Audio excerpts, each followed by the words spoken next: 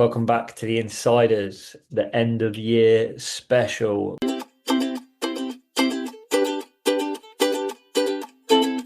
What a year it's been. This is going to be a big episode. We've got a lot to talk about, from stuff that's been happening recently to a review of the year, which is on the back half of the poddy, so stick around for that. But first and foremost, the most important question we have straight away is how are you, Darren?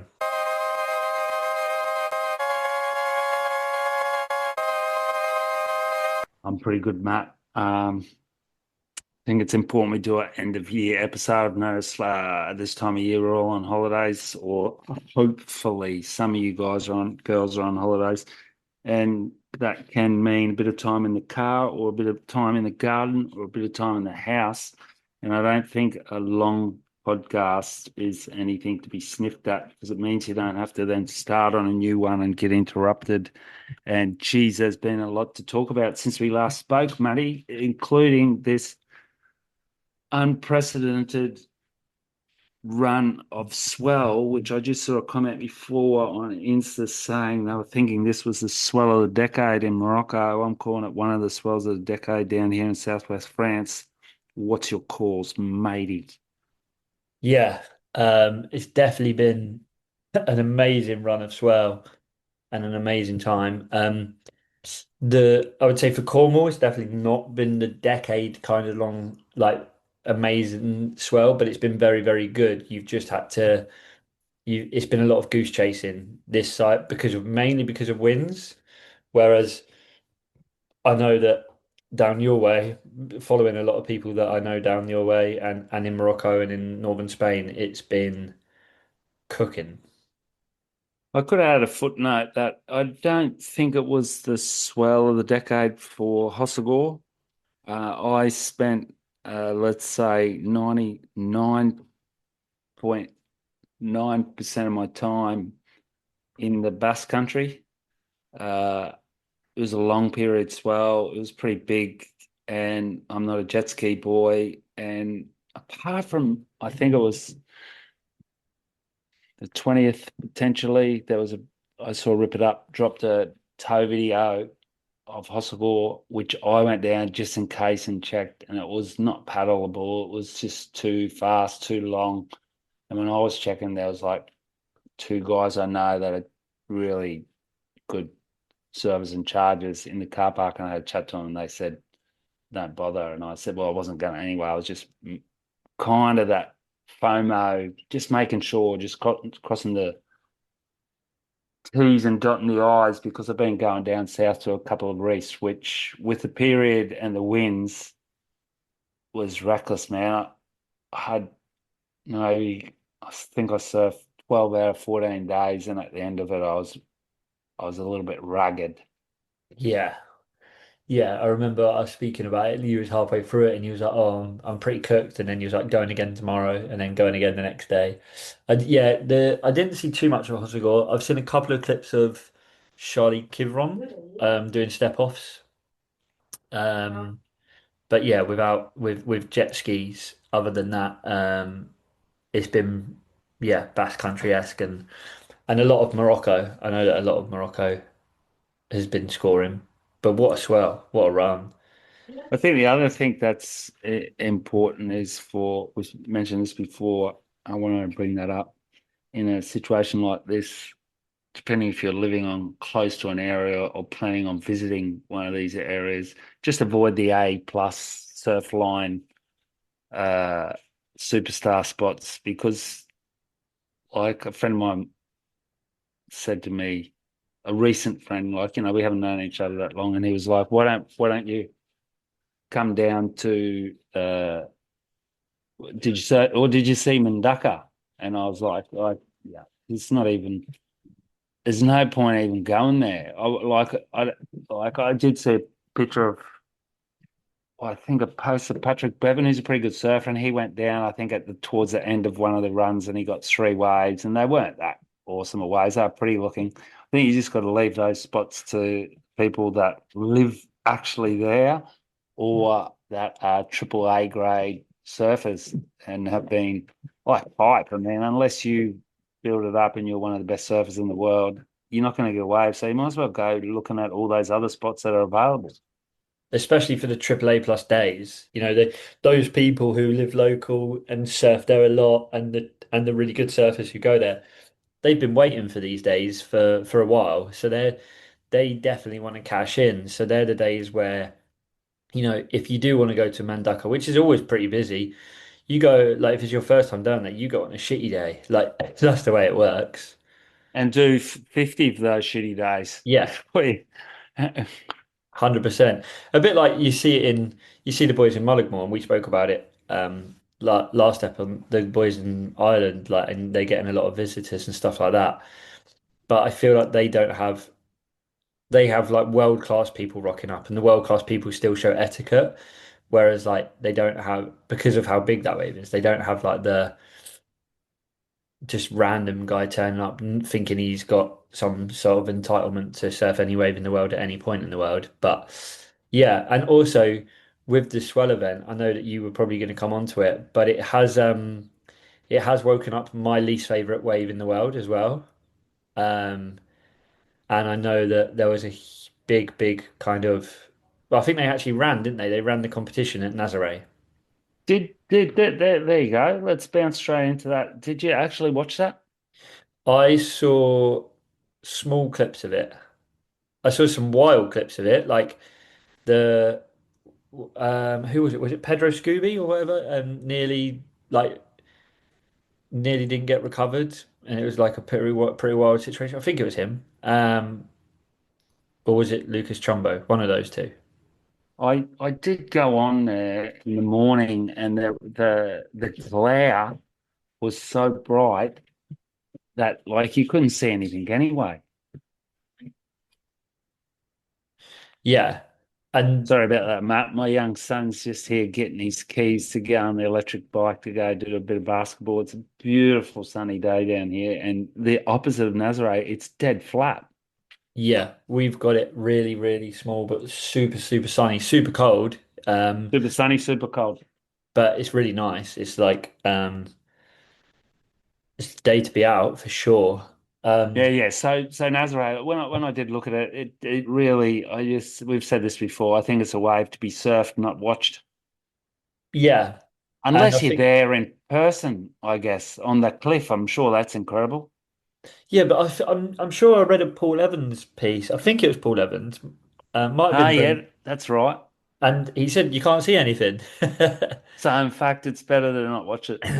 But it was pretty cool. The waves did actually look massive, and they actually looked a little bit less burgery than normal. They kind of had a bit of an actual lip coming over them and stuff, and yeah, it was pretty cool. And I have got like some sort of like kind of. I don't like Nazare as a wave or Nazare as a spectacle to watch, but I do have the respect for the fact that the people going out there are doing a pretty special thing.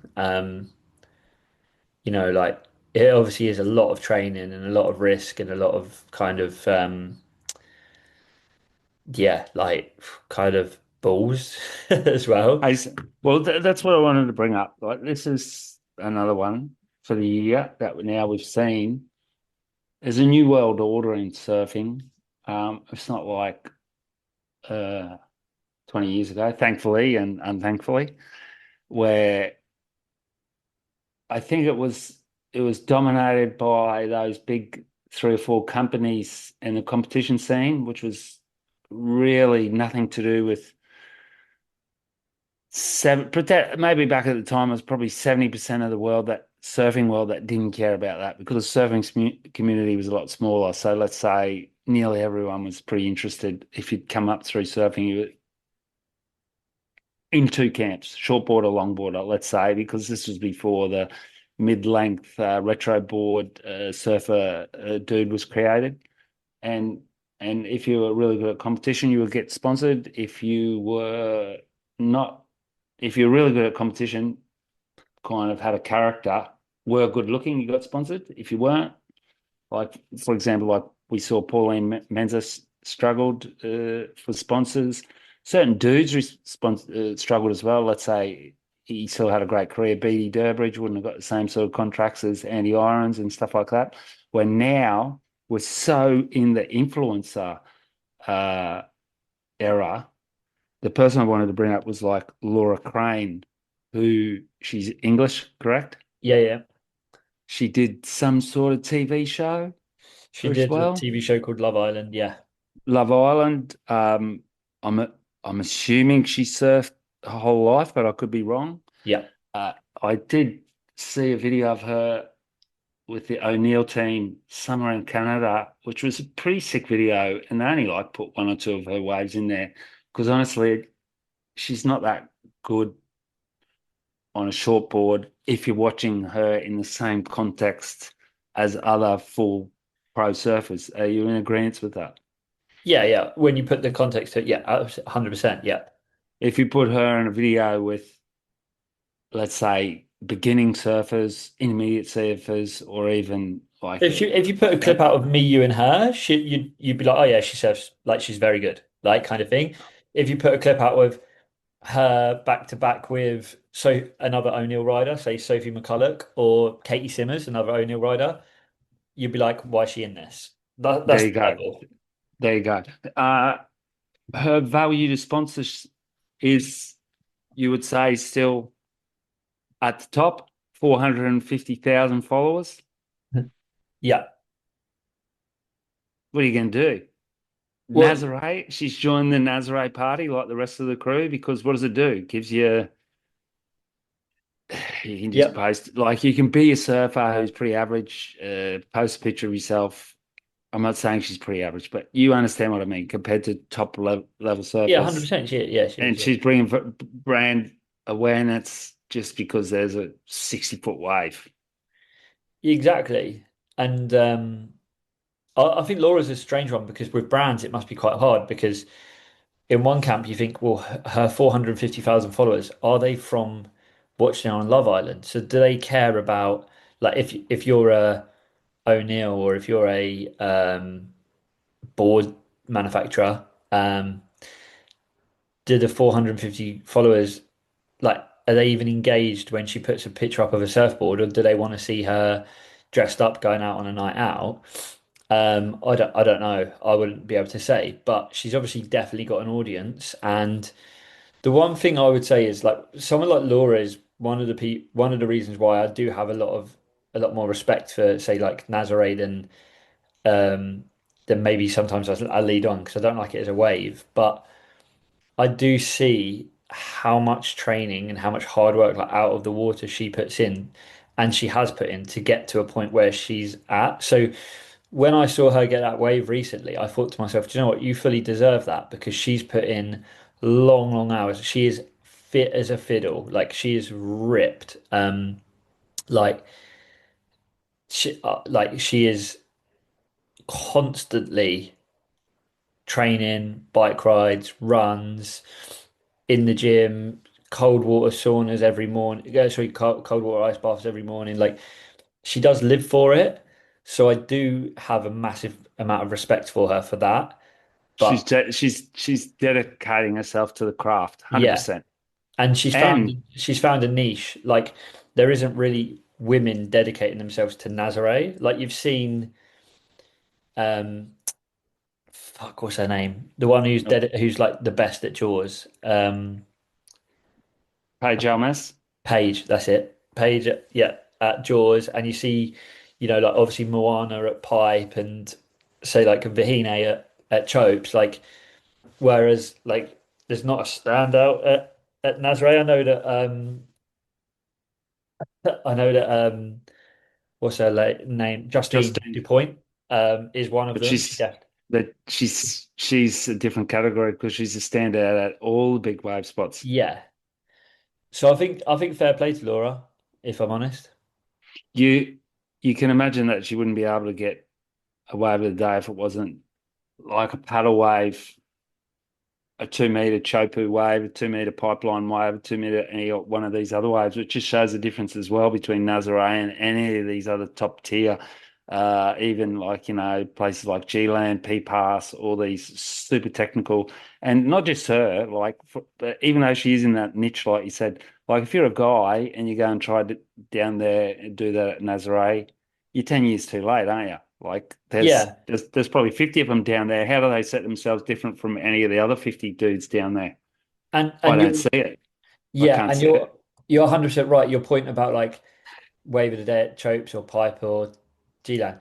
You take that Sebastian Studner guy, he wouldn't be able to. Like it's not just because it's we're not saying it because Laura's like just because of the female thing. It's you put him in outer pipe and he won't get a wave. Like and that's just is what it is. Like Even if you put him out at pipe with no one out.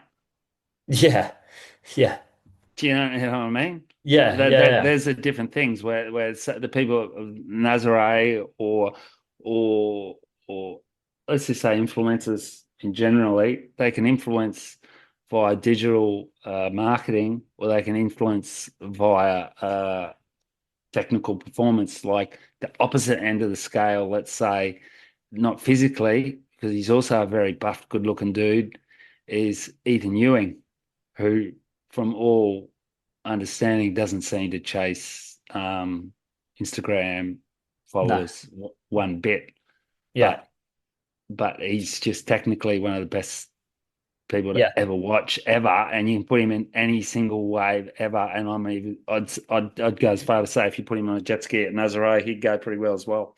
Yeah. 100%. I agree with you. And there must be some people who know Ethan who are in the industry or something who must think, do you know what? You could make a lot more money if you wanted. Like if you look at like and when I say that, I think Mick Fanning. I think Mick Fanning probably stares at Ethan Ewing going, Cora, if you just tapped into my like but then Mick was the same early. He only became really, really commercial at the end of it, didn't he? Like I was a so little, I didn't say that yet. I've been a little bit disappointed with Mick over the with this how that rolled out, and that could just be my old school values coming in. It just feels like he's all of a sudden stuck his name on everything. And because you can, you do. Now, when is enough enough?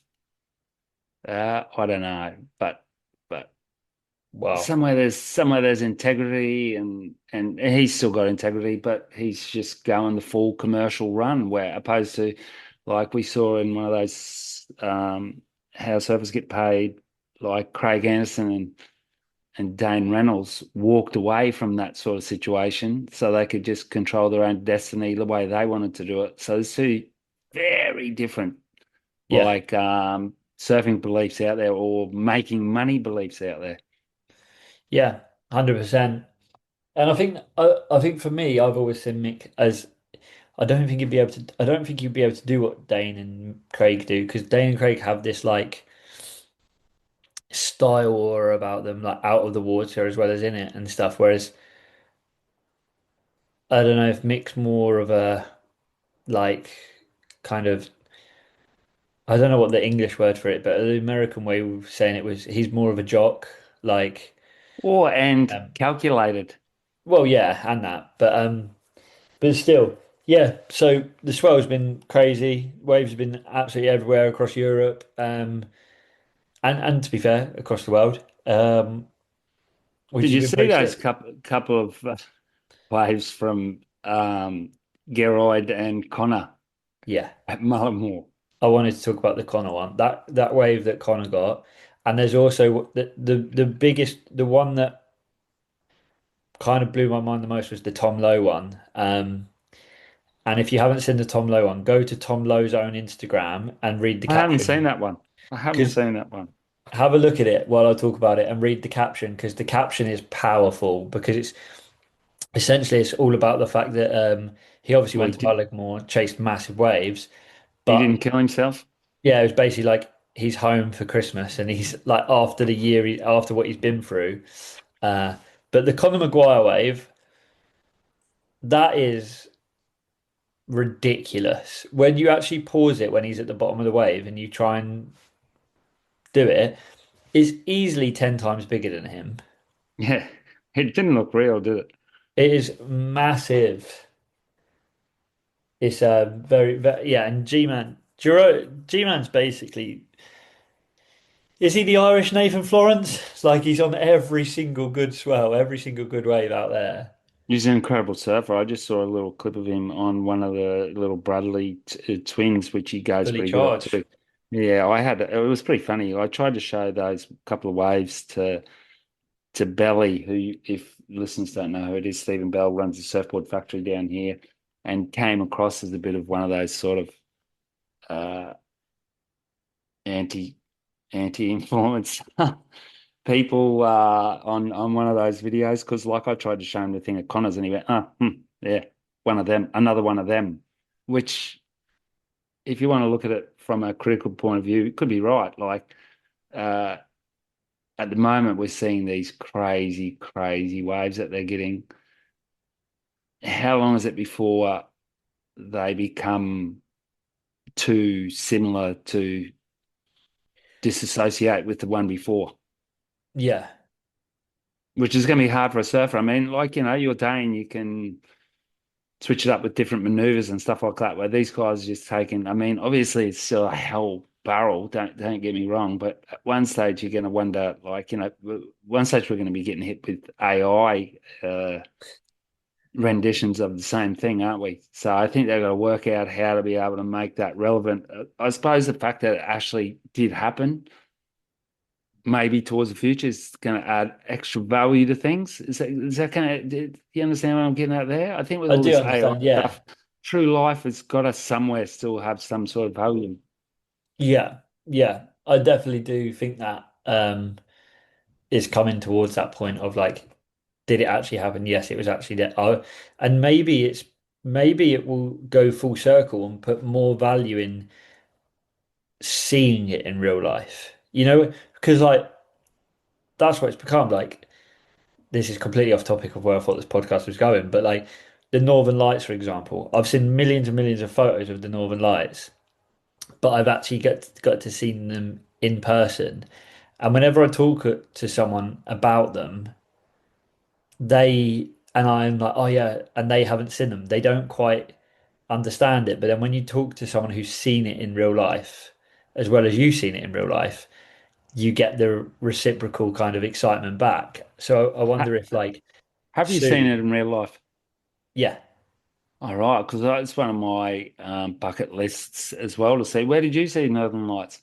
in Cornwall, um, In in Cornwall. yeah, and it was Was it a amazing. freak? Was it a freak one event or? Yeah, Okay. pretty much first and only time I've ever seen it, and yeah, incredible. And kind of got a few messages on the day like, oh, it might happen tonight from Sophie Williamson, shout out Sophie, who she's like she studied it and stuff, and went to a really really like dark place where there's no light pollution and stuff. Got out of the car and like didn't really think of anything and looked up and it was just there and I was like, wow, like was pretty mental.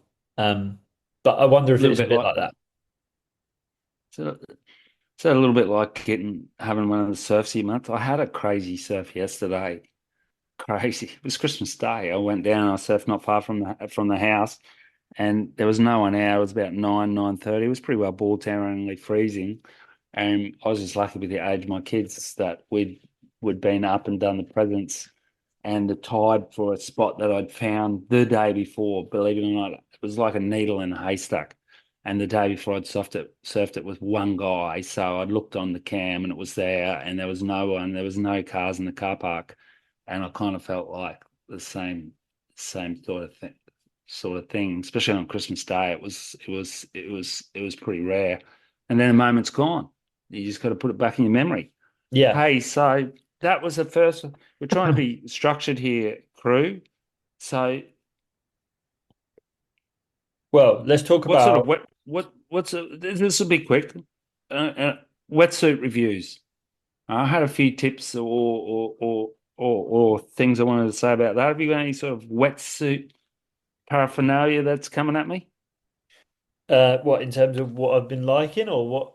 Yep. What have you been liking? What do you think is the best thing? Well, I could do a shameless plug. About 2 weeks ago, I released through Wetsuit Outlet a autumn winter wetsuit review where I tested 11 wetsuits from across the industry with a few people. It's on YouTube. You should check it out. It's pretty good. But Get out there, listeners, check it out. what I've been loving, I won't lie, two wetsuits, well, actually three wetsuits have been really my go-to so far. Um, 4-3 Quicksilver Marathon Sessions, the new one with the Primaloft lining is incredible. Um, 4-3 Hooded XL Comp Plus is incredible. And then literally the last 2 weeks, I've been using the Nord 6 mil hooded wetsuit, which is basically the one I've developed, which is Ulux and stuff. And it's super good. I'm so happy with how it's come out. And I actually use it out of the fact that it's not just because I've helped develop it and stuff, but just because it's actually like really, really good for a 6 mil suit. Um, yeah. Yourself? So yeah, I got from one of my friends in the company sent me a couple of quickie ones, which is interesting because I obviously have surfed Quicksilver wetsuits for 20 years, and I've been dibbling in a bunch of different ones the last few years.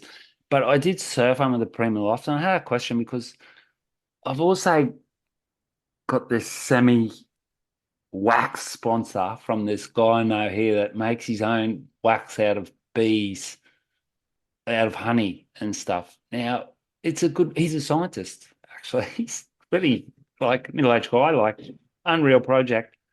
But the wax is super stiffy. Now I've noticed on my primer loft, and maybe now it's starting to happen. I got two. I got a 4.3. Is it a Mercury? No, I've got a Mercury, but that's not the one I've been using. Yeah, but I'm talking about mine's a 4.3. There is a 4.3 Mercury with Yeah, yeah, yeah, primer yeah. loft, which is a stiffer, thicker suit, and I got the High Line, which I think was from the season before, integrated hood. Now both of them, it looks like that the skin on the primer loft one, it's coming off on the bottom on the bum. You know, you got a protected fabric on the outside. That's not happening to any of yours. No, but that so the Primaloft came in this year. So your one's definitely the Primaloft one. Yeah, yeah, it's definitely primo. Don't worry, we had it on the ticket. It's got written on there. So Yeah, I yeah, just reckon, checking. Yeah, I reckon that this wax is so sticky and aggressive that when you're sitting around and rubbing on your bum, that it's pulling that skin off. The neoprene oh, underneath's all maybe. right, but yeah, I'm a little bit gutted about that. I'm gonna have to rip into the wax dude. I'm not gonna call him out from this. I also was gonna send a message to Alan Ryu, who's Yeah, Quicksilver wetsuits now. Uh, legend. but here's a little thing I wanted to bring up is when you're taking your booties off, which is step one of getting changed out of your wetsuit. By the way, it's just a fucking nightmare. I like that. It is the worst part of winter is getting out of these stupid wetsuits. I'm telling you. You fold up your leg, right? Yeah, Your shin. Take yeah, your take your thing off. What I noticed is that you forget, and I never even thought about it. You forget to roll that part that you fold up back down. yeah.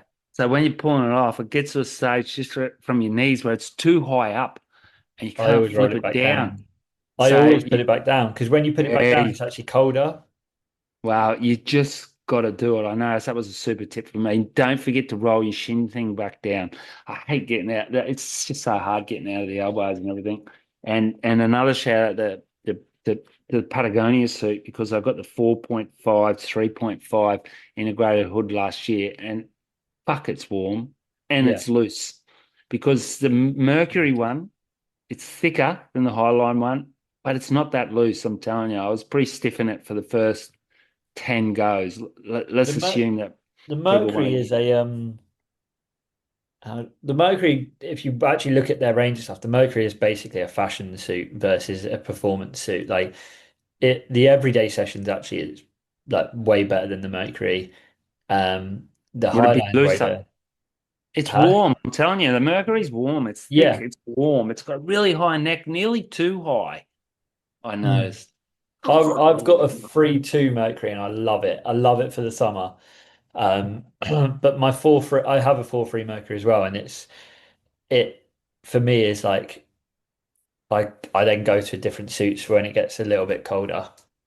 I think next week or even tomorrow, next couple of days, I might be on that lunchtime, early afternoon surf, which means I'm going to try the Mercury again with just my slip-on hoodie. What do you call that? What, You know, hooded rash vest? no, the hoodie's just the actual Oh, hood, just a hood. like a swimming cap. Oh yeah, like a surf Where cap. Yeah, yeah. Yeah, underneath your chin, a Yeah. 3 mil, which was my favorite for many years. But I must say that it's got it's got no chance against an integrated hood for warmth in the morning. Like No. Christmas morning, I was out there in the integrated hood. There's nothing going in. You're in your own world, aren't you? I love it. I feel like I feel more focused, I feel warmer, I feel um like when you go for a run and you got a hoodie on and you put your hood up and you feel like you feel like you're like Rocky Balboa running through the streets and stuff like that. So I Well, feel it amazing too. just saves you duck dives. And we've had warm water. Honestly, our water's been 14, 15. So through that last the full on swell, I didn't even wear a hood once. It's only this week now, which I Yeah. guess we're gonna have 2 months of cold because it's looking cold all the way through, which is there's nothing wrong with that because it brings offshore wind. You just gotta have that uh Yeah. integrated hood, full stop. And I also think he should be rolling even in our temperatures with at least 4 mil um, booties that you got to find the ones that are sensitive because anything less, the water's just going to get in there no matter what. And you can't stop them from filling up. I just don't. No. I've got the best booties there are at town. And yesterday I surfed a different pair for the first time. I won't say what brand it was because the out-town ones I left at the house and I thought it's all right. I had a second backup pair in the car anyway, which are nearly brand new, full of water within 30 minutes. Mm. So like the best ones I got, still when you come in, they get water in them. So the thicker you get, stops the water going in, but obviously less sensitivity. But there are some with thin soles. Yeah, there are. Weirdly, that's what I've been working on. I got them here. These are my own brand, or the brand I work for, Nord. And Yep. I've been working on these for a long while now because I want the sole really, really thin, which it really is. And I've taken off like there's no bootstrap at the back or anything because you pull it, and I put this like can't really see it on camera, but there's like basically there's a upside down kind of shoehorn. They are so easy to get on and off, and they keep their structure. I'm absolutely loving them. They're the That that is fun. one of the things because getting the wetsuit off, and I've got a mate down here that sprained his finger a few years ago. That's it. And he was, he was younger than me, sprained his finger getting out of his wetsuit. Because They're getting out his misses aren't booties happy. and even getting them off your elbows and off your legs, that part from the shin over your foot. Yeah, Wow, that's the hardest. It's horrible. it's a I think hard it's thing. I think it's underrated. So when I talk about wetsuit reviews and when I recommend wetsuits to people, so there's a few wetsuits I've used that are incredible wetsuits, like when you're on and when you're surfing. But I say to people, "Oh yeah, but it's horrible to get on and off." Like Oh, and oh, I've got like luckily because of what I do, I've got a few wetsuits that I can look at, and if I've got all of them in a row and they're and all they're all dry dry. and they're all the same thickness and they're all perfect. And I'm like, which one do I want to pick? How quickly one is to get on and off is a massive, massive part of my recommendation. Yeah, because generally they're nearly all going to be pretty warm Yeah, now. yeah, It's exactly. unreal. It's just that little like also I've got wetsuits which you got to have as well, tactics that even if they're harder to get off, that over a long session Yes. are going to be warm because you're going to like long period swells here. It's not about That I slept 2.5 hours the other week. I got 4 waves, so it was worth it. The 2.5 hours was worth it. There was still a lot of paddling involved, but you'd need to be warm for that fourth wave at the end of your session. yeah. I've got a Rip Curl Fusion, which is like they say it's like zero leaks and stuff like that, and it's very, very, very, very, very warm. But it's one of those suits where I only wear it when it's like longer period because it like after an hour it does knacker me out. Yeah. You just get tired. Like you just get freaked out. Like the U zip from Vissler's pretty good for that because the shoulders are really loose and the rest of your body's like let's say, stiff and warm. I had Yeah. one of those rip curl E bombs or something as well. It was thick, 543 integrated hood, and that as well. That I could have easily sprained a finger. Watch out for the fingers. That's Um, fucking careful with your fingers out there, people. yeah. Hey, Moving I'm on from also using a bucket now, which we do over summer at the surf school, to rinse my wetsuit instead of the hose, which I always used to use the hose. But I right. find the bucket's a little bit quicker. I don't know if it's more effective, but it's 10 times easier and you get less water on your feet. Yeah. How do you rinse it? I put it on a washing line and blast it from as far away as I can so I don't get wet, don't get Yeah, the with a kickback hose. because Yeah, it's but you freezing. hose it Yeah. inside Yeah. through the neck, don't you? I I have it inside out, blast it, and then Well, it they're is drying. inside out. Huh? It is inside out from when you take it off, Yeah, naturally. yeah, yeah. And then I just then put the hose through the neck, down the arms, down the legs. Yeah. Well, there you go. Try a bucket, man. I'm telling you, it's pretty good. It's pretty handy. Yeah. I've also got a grass changing mat, which is like ideal in England because Ooh. the roads get firstly they get really dirty and grubby and stuff in the cold water in the cold weather, but they also are freezing cold. So I got a I've been grass using changing mat. Yeah. paper bags from the shopping center. Oh wow. I wish I had a changing matter. All right, we're back, listeners. We had a 9 minute break due to myself and Matt's steadfast commitment to not upgrading to Zoom Pro. We will see in the future if this was a calculated move or just one that was created out of complete poverty.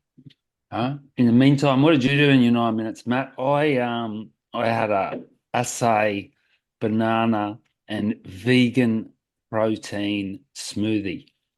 That's a solid effort. I actually went and got myself a glass of good orange juice, like pure orange juice with bits in. Well, if anyone listening comes to my cafe next year, you'll see that I'm going big on the smoothies. I love the smoothie, and this season I integrated a protein smoothie into the cafe menu. I'll get to the reason of this blatant publicity, Matt. And I think it is a bit of a catchphrase, protein, protein, this protein, protein. But a friend of mine was on the protein shakes back home, has one every day. And I started having one every day at the cafe because I was working there. And I don't really want to have animal protein. I'm completely against that. I don't think we need it. And the vegan proteins seem like a gimmick or whatever. But I think I notice a difference. I think I'm noticing a post surf recovery. I don't know. It's helping. Maybe it's the fact that you're having it with, I have it with like oat milk, a banana, a little bit of peanut butter powder. I have, you're not going to call it unhealthy. So maybe it's a placebo effect. I don't know, but it's definitely helping. Sounds like you're putting good fuel into your body, and that's what it's all about. Hey, I hope this episode doesn't go to the end of the world, but listeners, it might just do that because there is a lot to discuss. It was a huge year, and we won't waste any more time apart from that. Um, Let's talk the about electric acid yes, surfboard tests. yes. Pretty good series, incredible surfer, really different surfboards. I thought the winner was epic. What were your thoughts, Matty? Yeah, 100%. I thought episode one, I had a bit of a panic that it was going to be a big letdown, like a lot of promise not reaching the potential. And then by the end of it, I thought, yeah, successful. Maybe wasn't as good as Rasta, but that doesn't matter. Like I still think Dane Reynolds one's probably the best one, but I don't hold it against the rest. I still think it was very good. Um, I yeah, we'll go with spoilers. Obviously, I thought the best board won overall. Um, Ellis Ericsson's board, I thought overall most of the time seeing Mikey surf it, I thought he looked the best on it. I do think that the best surfing in the series was on the Tom Morat at Lowers, the first time you see him surf it. And the only thing for me is I think there was too many shapers. Yeah, there was a lot of boards. The other thing that was a big um validation for me was he went on a quad. They finished in Hawaii. I had a session on the Fipsy Twin down at a really good point break. I maybe spoke about this in the last thing. They just don't have as much control. Like you saw MR, even though it wasn't big Hawaii or anything, even MR and some of those powerful rocky point, which isn't even the most powerful Hawaiian wave, they lack control out of the top unless you nurse them. And a lot of people surfing these 20s are nursing them anyway because they don't have the technique. That's what kind of I think just made them so famous that you could just do a wiggle, as Bradley used to say. Whereas the quad had all that extra hold. And are you in agreement with me? You don't have to be, but like, I don't think there's any way in the world they looked better on the Pizel Ghost than that he looked on the like he looked No, good I on the don't. Pizel thing. Maybe it's because we look through things with tainted eyes that we're not thruster boys, thank God. But he just looks so fast. Some of those fucking top Yeah. turn wraps he did on that thing were just like mental. I saw one of them, and I swore I went back, which I don't really ever do. Went back and looked at the turn again, and I thought that was going to be a winner.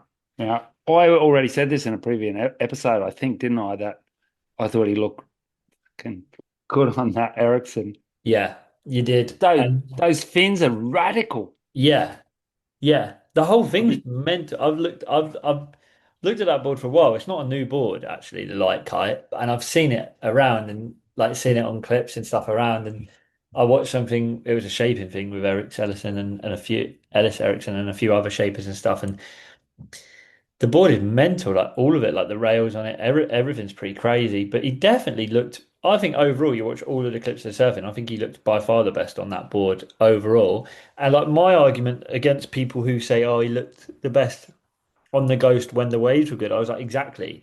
The Ghost needed good waves for him to look good. He surfed that Ellis Erickson in a variety. He surfed it in Hawaii, he surfed it in San Francisco, he surfed it in Lowers, he surfed it in Australia, and it looked good in every spot. And that's surely that's what that tells you that board is the best board, like the best single board. How much do you reckon one of those things costs? In American or Yeah, well, English? let's say we can go in America. I'm trying to go on his website here, but it's via Instagram, and it just says for all surfboard inquiries, please email that. You got to think it's $1,000. There's so much work in that, even £1,000 for sure. Those edges, the concaves, it must take a long time to shape, must take a long time to glass, and then I think those fins, which seem to be like, I guess, are these custom fins? They're going to be There's worth a custom couple of fins. hundred. That's a full tilt investment to get one of those boards, and rightly so because it's not a make 50 of them that look exactly the same sort of board, is it? No. And that's the thing is so in term back to the cost of the board and stuff. So in euros, um shall I mention it? Someone in Europe is doing orders for around May next year. All of his boards are hand shaped, like they're not CNC'd, so they're all hand shaped and they come with a tint and with the fins. And in euros, it's just shy of 1,900 euros. There you go. I'm not surprised. I'm not surprised. I wondered about that. 1,900 euros. So there goes. There goes my dream. But like, what does he have to?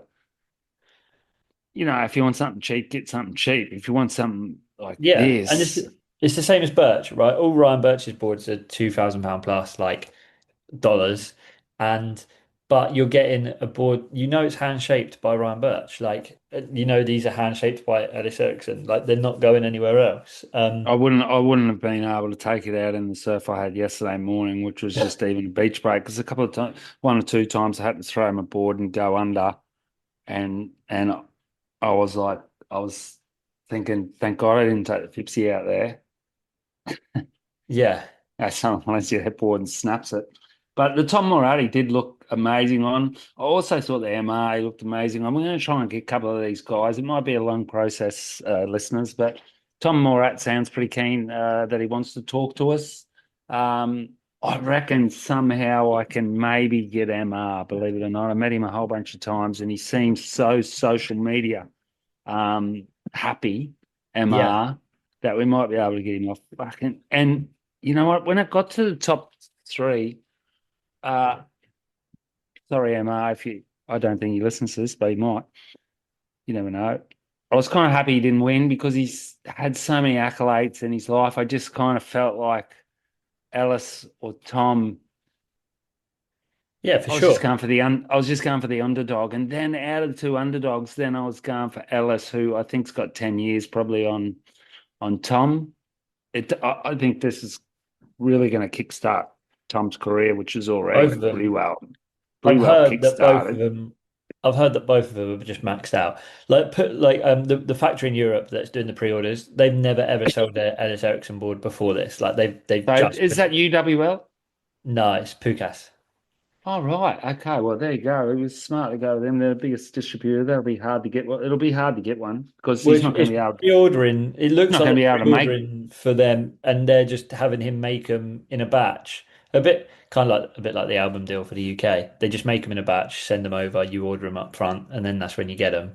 Um, and yeah, I think he would never have had boards. Ellis Exton would never have had boards in Pukas before this, and that's why I think massive props to Stab as well. Like obviously they create the content and it's great and stuff, but they are, like they are obviously a massive, massive um kind of Influence. sway It's influence. Yeah, they are exactly what an influence. The word influencer was born to use for. yeah, You know the other bright North Star. That's a good little expression. it The is. North Star of that whole series for me I'm gonna was say Alex Nost. there you go. Yeah, Because I'm never going to say I was a big Alex Most fan. I've been watching him since he was young. I'm not a longboarder. I remember when videos first started coming out of him and he was doing all that crazy body movements. And then people were trying to copy him. And I think he's got tattoos on his fingers. And it was so much what I don't like in humans. And I love art, but I just also know that artists can be so pretentious and I mean that's their whole thing is how they're perceived, how art's perceived. But he is so eloquent in his speech, isn't he? He's got an yeah. incredible vocabulary. He was very humble. His board went sick. His board looked sick. Loved his board. I thought, and before the series, I thought he might be one of those people who's like a hater for just for hating kind of thing, and just says bad things just for saying bad things, or tries to say something And he said good controversial. stuff. Yeah, and it. I thought that. I think definitely I agree with you. The way the words he uses, his vocabulary, his like phrasing and stuff, it all made complete sense as well. Incredible vocabulary. I wonder what his education was. I'd love to know what his parents do. It wouldn't surprise me if one of his parents was a teacher or something in the literary industry. But Yeah. fucking like his board went insane. Like he Hmm. surfed at what didn't he surf that at Rincon? It was a little bit longer than the rest. So Yeah. it didn't really have a chance, I think, to beat the other ones, given that Mikey rarely surfs longer boards, it seems, and he's a real fish lover. Yeah. Even though And he's got the mid twin, but it's felt like no mid twin had a chance really because he's got his own signature model. I think the main thing with the Alex Nose thing was a bit like the Mick Fanning thing because Mikey actually has surfed one of those boards a lot before the episodes and before and Alex Nose he's ridden those boards a lot. He said it in the thing.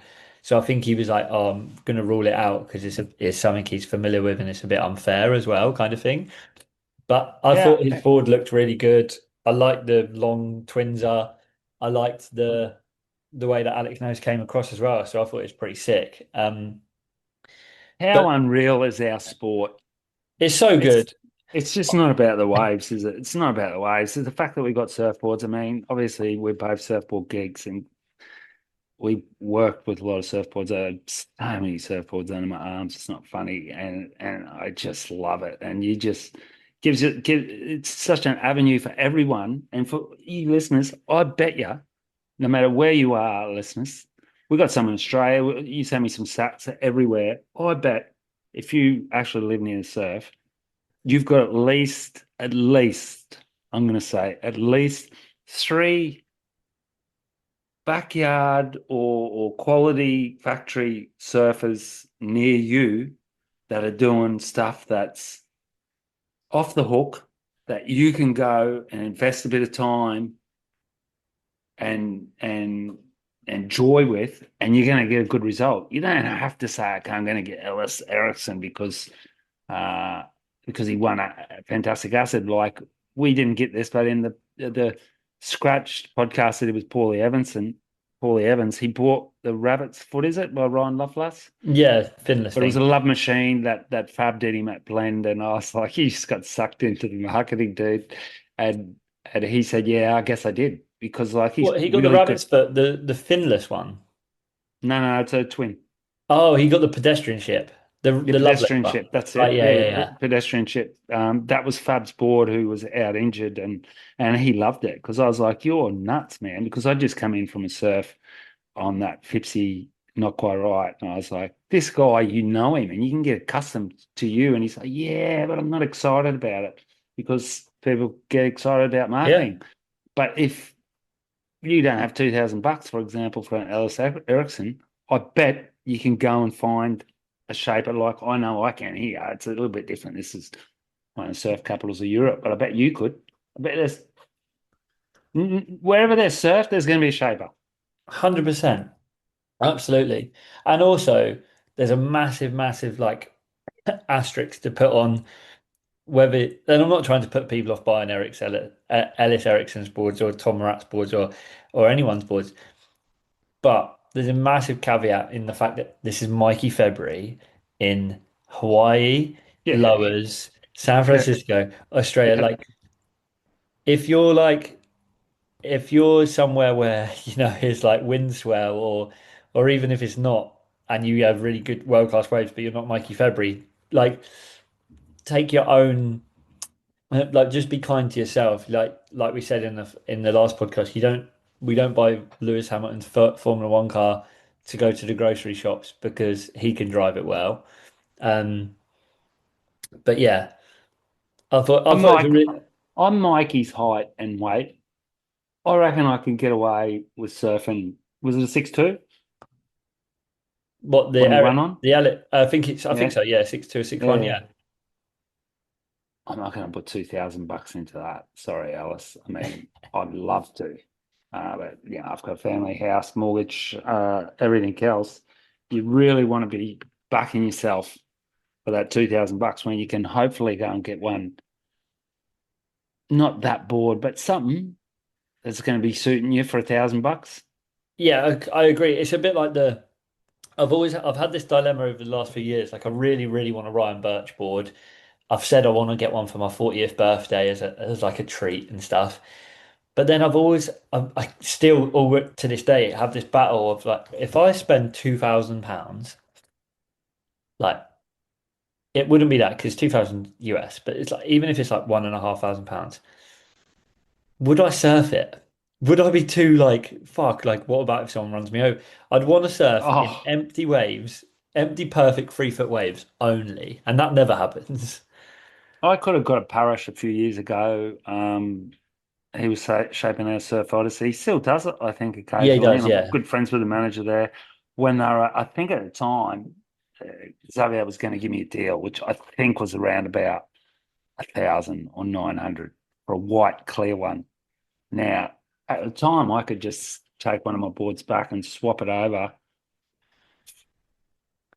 for half that because I was managing a surfboard factory for Fipsy, and I knew, or Bradley, or Gracie, and I knew they were going to work. So I just couldn't do it. You really need to have. I think that's like Bitcoin. You really need to have that money that you don't need to Yeah, be able to get that board and say, okay, if it doesn't work, it's going to be a piece of art in the house. yeah, true, true. Hey, so moving right along from that series, which was incredible, what do you think about Noah Dean's output for the year? Um, Never seen before. Like I I actually went through it and thought to myself, is he doubled up? Like, are we seeing the same clips in just more than one film? And we're not. I'm going to put an And asterisk on it though and say that that Hawaiian clip that he dropped was from last year. That was from last winter. It can't be from this winter. no, yeah. But do you not think it was maybe from like, yeah, last 24, winter, 25, like 24, 25, not 25, 26. So that's old footage, which is what I wanted to put it, what I wanted to potentially, yeah. mention. But then Potentially, yeah, because I could be wrong. they've had obviously they did have a few real. I mean, it depends if he's doing that in a day or in 2 or 3 days because they did have a really good early season. It could be that he didn't plan on putting that film out and then he's just gone out and in 3 days filmed like all of those bangers and then just gone, fuck it, we'll put a film out. But I'd really like to, because it's not us, I'd really like to get a journalist of integrity to be able to confirm that for us, because I'm pretty sure that's from last year, that footage. But I'm not taking yeah, anything but away. still, That was insane. And I watched what's the last one that dropped with a crazy name? there's stimulant. Stimulant. I knew Matt knows everything, listeners, and commits it to memory. Stimulant. So in that stimulant film, there's a tube at one stage towards the end from Russell Bierke where he body morphs. He's I don't know how to do it. It's like he's done like 15 years of yoga in the Himalayas. He contorts his body on a backdoor takeoff on, I don't even know what the angle of that wave is. Do you remember that? Yeah, It yeah, was yeah. radical. I think it was nearly the wave of the film, apart from the fact that Noah's gets some amazing waves in it. And like I heard him on a podcast, their mates, they live not far from each other. What a perfect person to go surfing for if you're both A-grade lunatics. Yeah. And how good would it be to be their filmer? You just like rock up and they both want the same thing. They're both mental heads and they're both very good. I think just like also I just want to say with Noah, when you think about Noah Dean and like you think about obviously like the thing that he said about the WSL and everything that's been put next to him and stuff, how he is now, where he lives a quiet life. Like he lives on a farm. I think he lives on a farm, or he lives on a pa- piece of land where he does like grow his own food and has animals and stuff. And his boards are pretty plain. Like he doesn't have any crazy colored boards. They're always normally like pretty plain. He doesn't have heaps of sponsors, but he has like his sponsors where he needs them to be and stuff. And he just seems like he just goes and surfs all the time because of his He output. just seemed, you're right, he seems to be the surfer's surfer. Yeah, like a bit like mystical. Like if you saw him, you'd be like, "Fuck!" Like, oh, that's Noah. Like I actually got to Well, meet him in at the Quickie Festival the first year, so 3 years ago now. I met him a couple of the mornings. So I was walking my dog, and it was like right by it and stuff. Incredibly nice guy. Like so for everyone. you, for him, you were just one of these fandoms dudes coming up Well, to him I and wasn't saying, even "G'day." talking to him about. Literally was I. My conversations that I had with him were about my dog. He was just interested in my dog. Like, and I was like, because my dog goes running up to anyone in a wetsuit and a surfboard because he kind of has seen me in them and stuff like that. And I was like, oh, he ran over to him as he was going into the surf, and I was like, "Oh, sorry." He was like, "Nah, it's all good." And like then asking about the dog and stuff, and it was just like just a genuine I, person, I guess. But I had heard conflicting reports about him too. Someone, and I can't remember who it was, but it was someone of um, reputable standing, obviously someone who'd met him or knew him, who said that he could act a little bit different when he was around other people or stuff like that, which used to be an expression that we used to use in grade seven. Like he's all right when he's by himself, because some people get a little bit, psyched out when they're about other people or might act differently or anything like that. But I'm wondering that if that is also because of the fact that he's had such huge contracts, he was so mediatized from that WSL slugging. His dad is a myth, man. Like when I was yeah, literally 20, we were visiting Kira. Uh, we knew who Wayne Dean was, and I got a seven. I still got it, my 710 town and country gun that we took to Indo. And one of my friends said, "Oh, I'd love to surf that at Kira like Wayne Dean, who surfed longboards there." And funny enough, you've never seen, like his dad was like a longboarder. You've never seen ever Noah on a longboard. I don't think I ever have, no, which I guess is perfect for Volcom because he's a shortboarder. He's a thruster boy, and there is a big thruster boy market. And yeah, he's fucking smacking biggest airs you can imagine in the huge world airs, and the huge craziest barrels. barrels. All right, let's give him a triple A price for Noah. My Is so that we might go to the next thing then. So what I want to do to wrap this up and to conclude this year is basically go through our favorite surfers of the year, junior surfers of the year, board of the year, and maybe film or edit of the year. We'll make it quick and snappy. We haven't planned this, so well? um, While we're thinking about our ones there, we just had to say something really quickly because I think it was interesting to mention that as incredible as they are, the Florence brothers, the Florence brand and everything, the Pipe Pro was a dud. They got shitty waves, and it just goes to show that if you get shitty waves, you're never going to win, no matter who you are. but I agree. I do agree, but I also do have to say, but John's first wave of the event, first wave back in the comp for however long. 917 mental pit to almost land in this crazy air.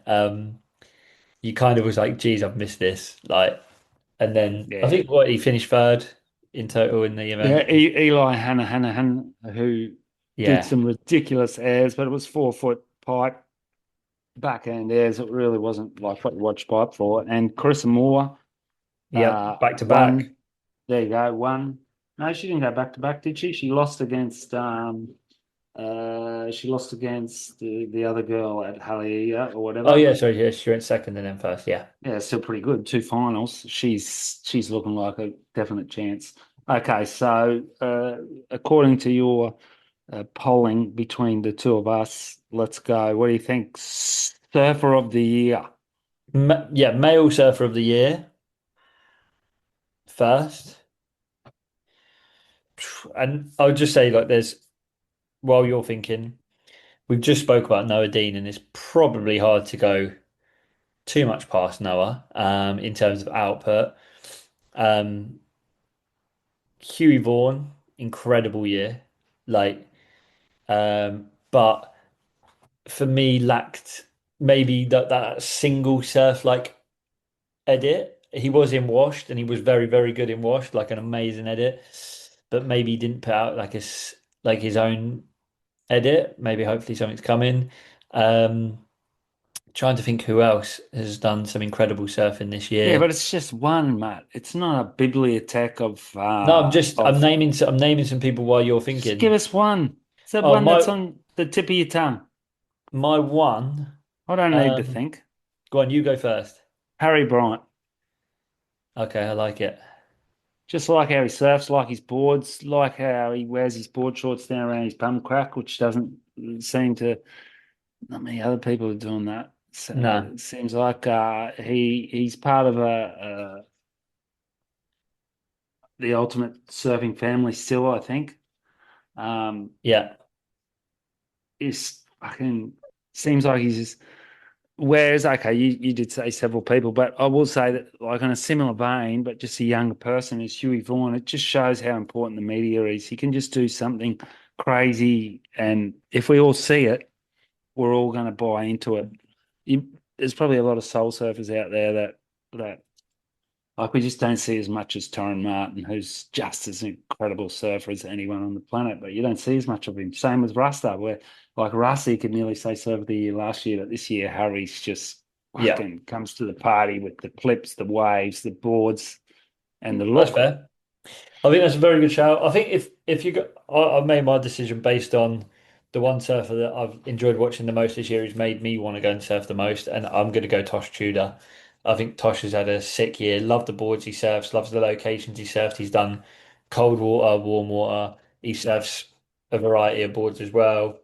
I think he's come across well in podcasts I've listened to. So yeah, Tosh Tudor gets my male vote.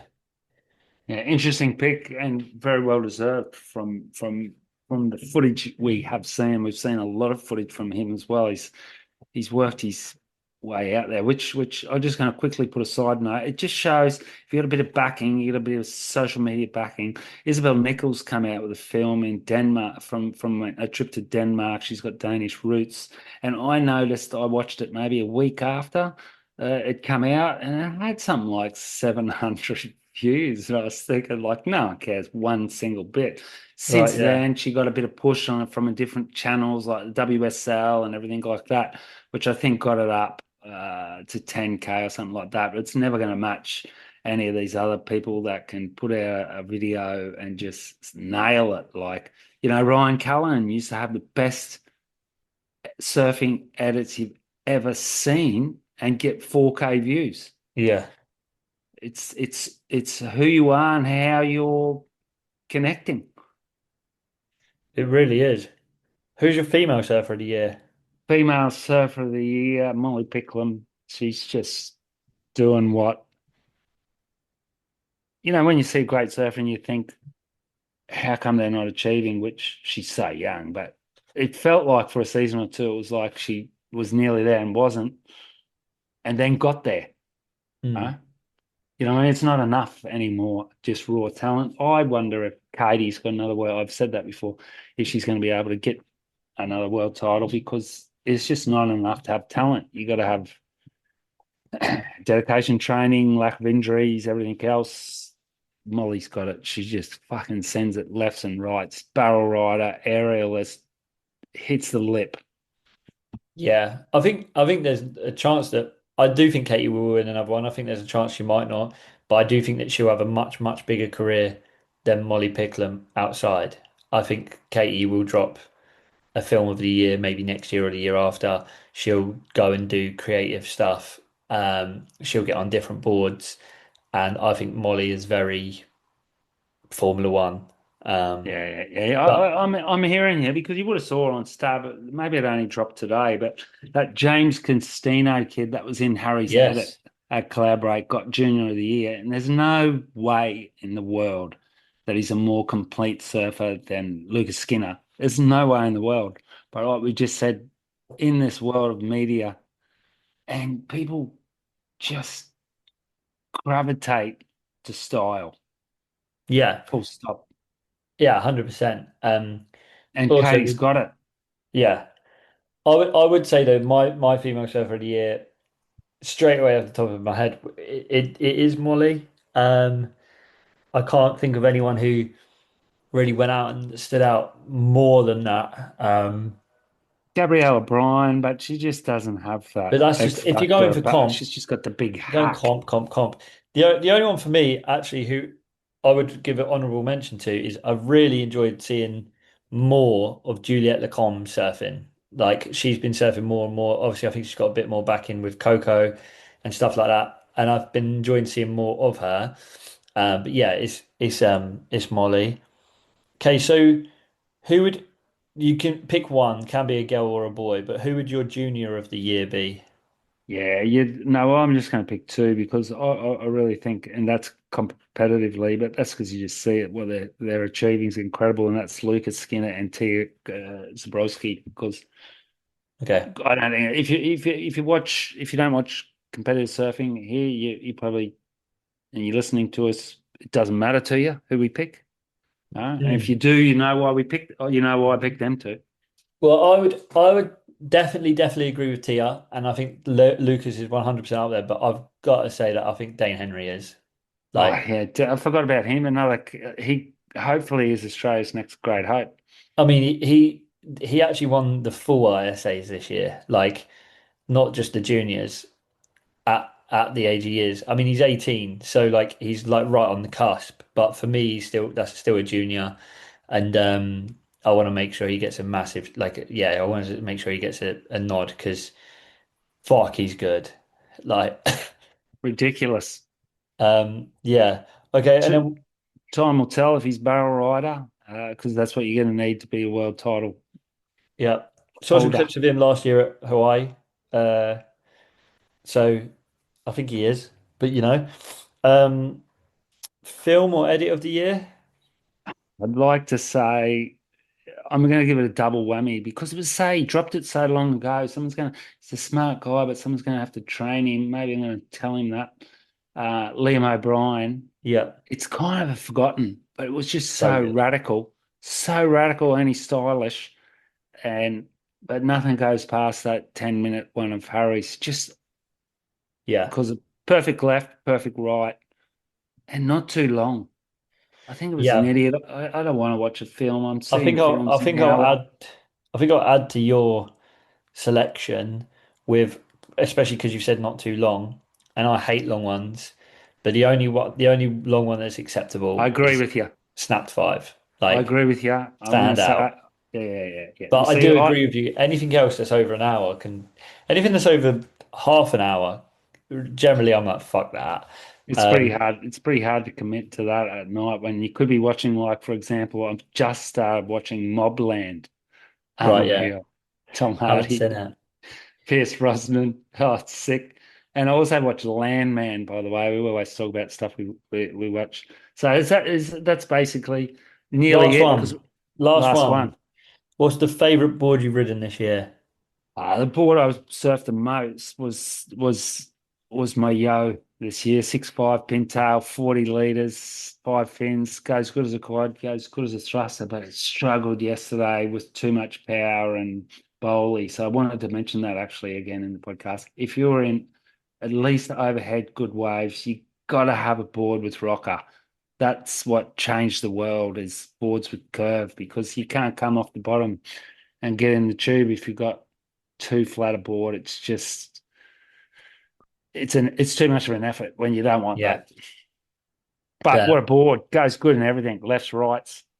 Yeah. Mine's my album Bomdia quad only. Um, How long is that? 6'3". I'd love to surf that. How many liters? I don't know, but I think it's roughly 35. What's the 6'3", 19 dimensions? and a half by 2.63 thick. Okay, so please bring it down next time. Yeah, for sure. Um, I was about to say it. The reason it's the board of the year for me is it has gone everywhere with me. I took it to Indo. I've surfed it in Cornwall. I've surfed it in Scotland. And the only place I didn't take it to was France this year because I was only down there for 4 days. But it makes me feel really comfortable in such a wide range of waves that I absolutely love it. So um, that's our wrap of 2025, I guess. I've got this cougar call I wanted to bring up with you, mate, because I know this guy here who I don't really know. But when he sees me in the lineup, and I see him doing it to a bunch of people, he just wants to go and talk to them and talk and yap and yap. And a lot of people do that in lineups. It can be a trick to make other people think that they're locals. It's the oldest trick in the book, talking to someone. But I'm telling you, when the surf's pumping, and I mean pumping, when there could be, you know, waves of your life coming in, shut the fuck up and leave people alone. Like I'm not afraid to have a chat, but not when it's out pumping. I try not to even look at people like, fuck, there's a time and place, isn't there? 100%. if it's flat and you're out there on a Sunday and it's your best mate or one of your great mates, yes. But people you don't know, leave them alone. Yeah, Like, well, no, when you're out with your not mates that you and your met mates talk, someone, you know them, yeah, is it? I agree because when you're out with your mates, like you surf together, but you're talking, but you're watching the waves. And if a wave comes, you don't say, "Oh, hold on a minute." You just turn around and paddle. You just stop talking and paddle and go. Whereas when some randomer paddles up to you and starts asking you like, "Oh, how you been out long and how's it been? Had any good runs?" You're like, Fucking "Bro, leave me alone. yeah, Yeah, don't do it, people. It's like this dude yesterday at the bakery after I got my phone charged in the middle of nowhere, and the woman asked me where I was from because of my accent, and I said Australia, and I could see because he'd already been burning her ear. And then he come over and started trying to give me the Australian talk. Oh yeah, I really wanted to go. It's a dream of mine. And I said, oh man, I've got to go. My son's waiting for me to pick him up from basketball, which obviously was a blatant lie, but it was better to say that, wasn't it, than yeah, like, will you leave me? Like, I understand, but you don't know me, yeah." And I wasn't even talking to you. I was talking to the woman at the counter, It's huh? so bad. It's so Fuck. bad. Yeah, definite kook or call. That is a kook. We'll call them FAs, is what we used to call them, fatal attractions, people that'll just jump on you. Yeah. Well, thanks for coming, Matt. Thanks for listening to us, Audio Bring Nights. on It's been an 2026. amazing year. It's good to see everyone getting waves everywhere. And I wish I didn't see so many of those waves because the people that are busy working, and same for myself when you're not, just don't look at Instagram, whatever you do. That's my tip. Au revoir. Au revoir.